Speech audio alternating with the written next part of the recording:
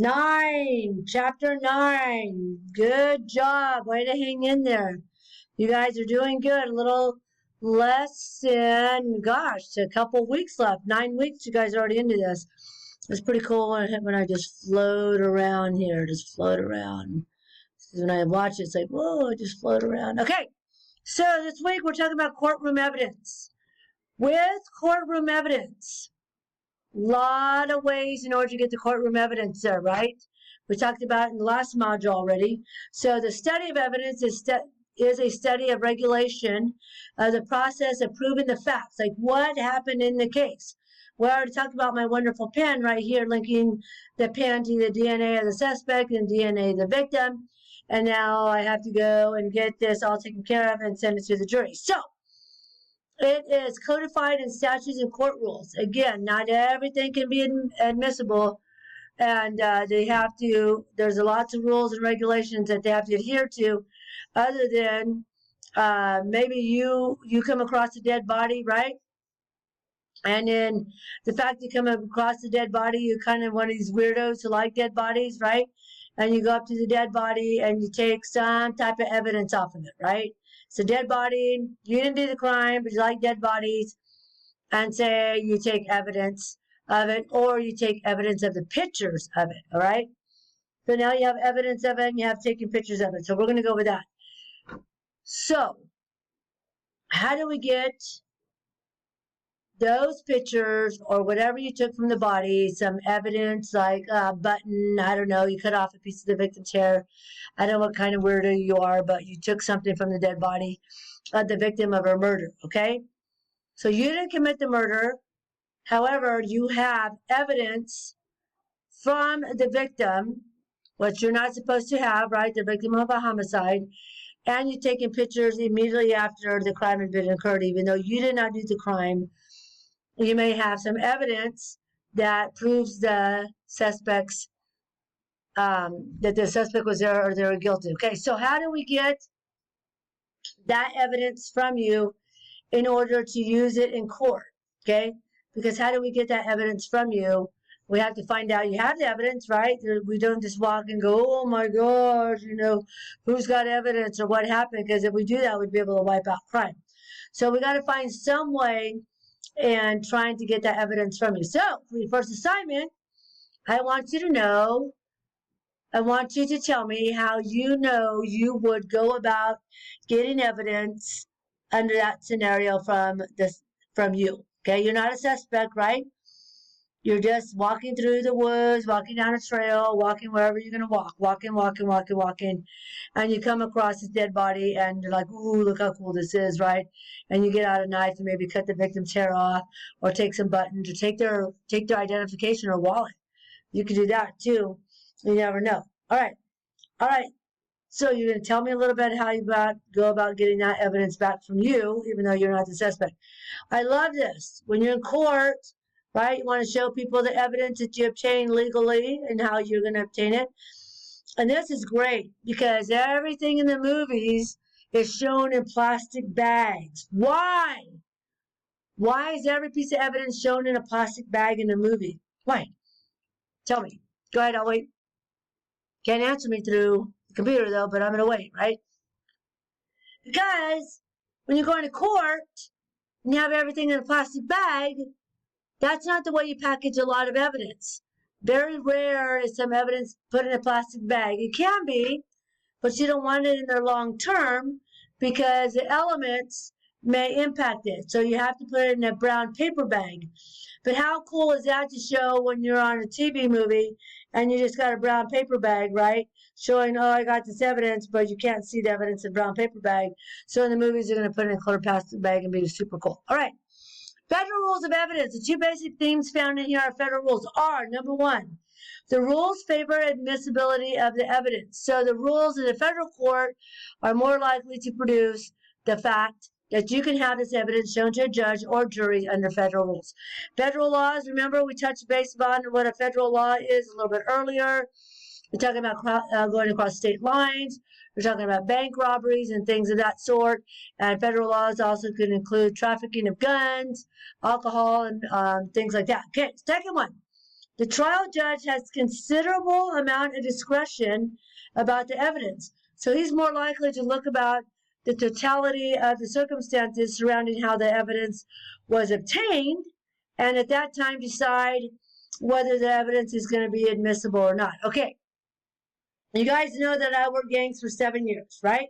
7 years I was the first and only female who has worked the gang unit in the history of Modesto Police Department. There could be others right now, but I don't know. I don't think so. Okay.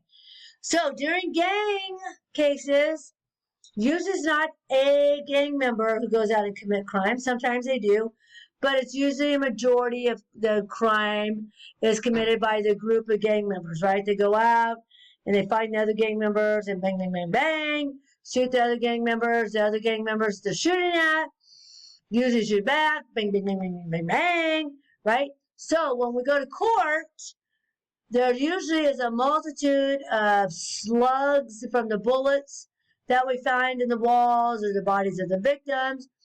There's a lot of casings because gang members seem to tend to like the semi-automatics, or they have converted them into full automatics. So a lot of casings when you're, doing the shot, the casings are bam, bam, bam, bam, bam, bam, bam, bam, right? Just flying everywhere. So a lot of casings.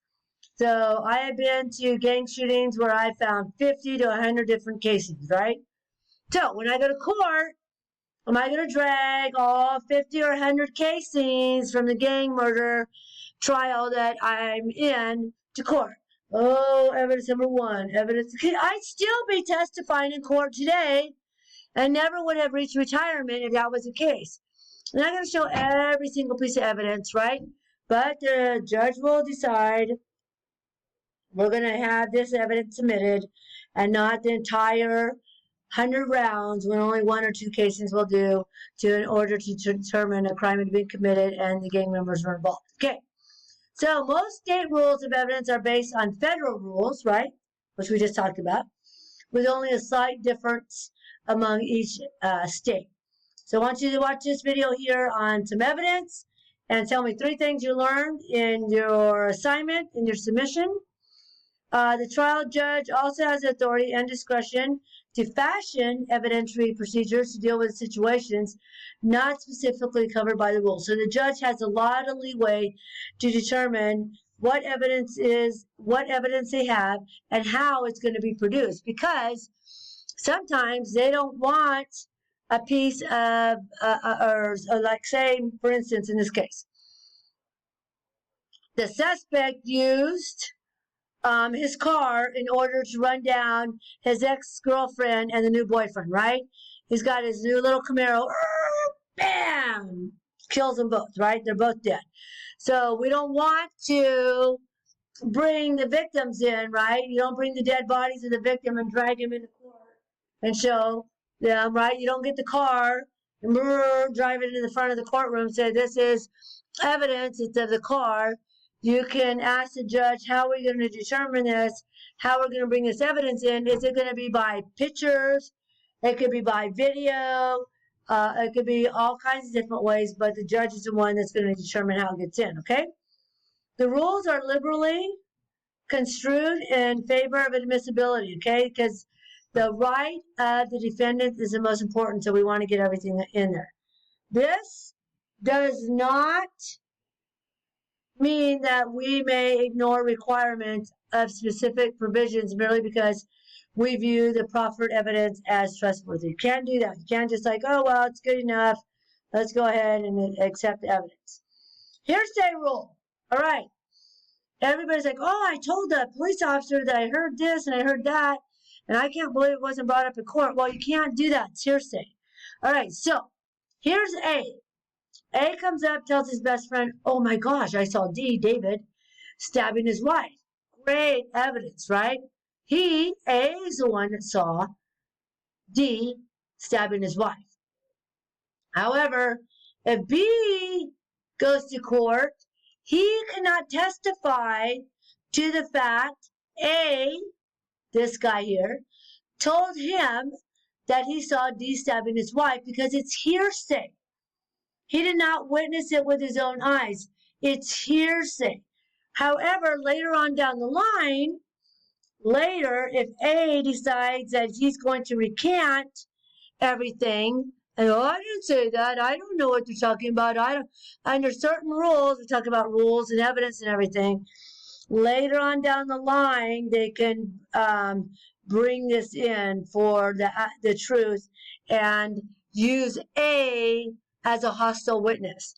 So because B is able to say A told him that, A is not a hostile witness, and they can talk to him as a hostile witness because he has information of the crime. So A can get up and go to court, and this can be A here, and A can say that he saw D stabbing his wife. Direct evidence, right? Directly saw it.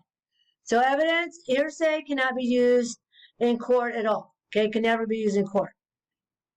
So anyway, a declarant is a person who makes this statement. So we've already summed it up there. All right, let me stop here, and we'll move on and finish this module. All right, catch you at the next module here.